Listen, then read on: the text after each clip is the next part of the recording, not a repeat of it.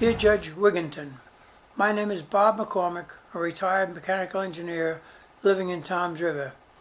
I have an interest in social legal matters, but no axe to grind. I've followed the Bridgewater scandal from the beginning and wish to make some comments regarding sentencing. In just over a month, Bridget and Kelly and Bill Baroni will learn their fates when they're sentenced by Judge Susan Wigenton after the duo were found guilty on all charges in the Bridgegate trial, which concluded in November. But now they have an unlikely ally in their corner, 89-year-old Robert McCormack, who wrote an unsolicited letter to the judge asking for Baroni and Kelly to be granted leniency. None of the lawyers for Bridget Kelly, Bill Baroni, reached out to you? No. None of the prosecution? No. Not the judge? No. This was an unsolicited letter of your own thoughts? It was. I have a lot of empathy for people, and I really felt strongly that they could easily be abused because people were really out to get Christie. I came down to Toms River to talk to McCormack, who is a retired businessman living in a retirement community, but is active, interested, and informed, and followed the Bridgegate scandal since it broke wide open in January 2014.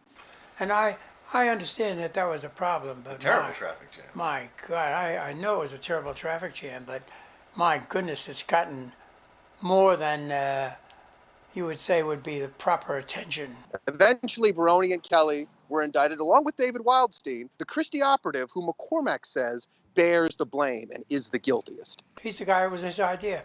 I guess he was a friend, a childhood friend Of the governor? of the governor. Mm-hmm. And, people in politics are getting jobs for people all the time. What does McCormack think about Kelly and Baroni? You are a pawn in this, and I feel sorry for you, and I hope the justice system feels my sorrow for you too. They were in the wrong place at the wrong time, and something happened that they did not cause.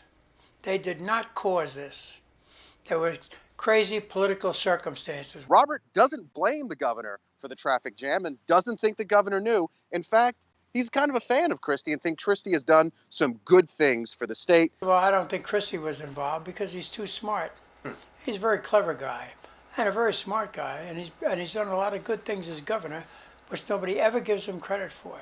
Which remains to be seen whether or not his letter is going to have an impact on the judge's eventual decision. But it is interesting to see an average citizen moved by coverage of a trial to write a letter asking for someone else to be spared and asking people to feel for them. There was nothing moving about that trial. You saw the crocodile tears of Bridget and Kelly when she realized that she might be going to jail for this, but serves her right. I mean, you can't close the George Washington Bridge. First of all, they never closed the George Washington Bridge. They restricted the access lanes. It feels like that bridge always has tons of traffic, and just closing a couple lanes, I mean, that's like a nightmare you don't need.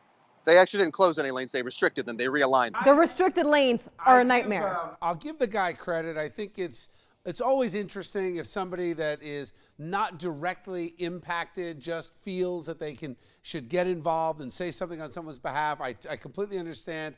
There's a bit of a sentimental action on this guy's part. Having said that, what are you hearing in terms of sentencing? How much time is she expected to do? They could face up to 20 years, but there's no way they're going to get that much because the two of them have no criminal history, and that's a large part of what federal judges consider when the sentencing occurs. All right, Alex, thank you.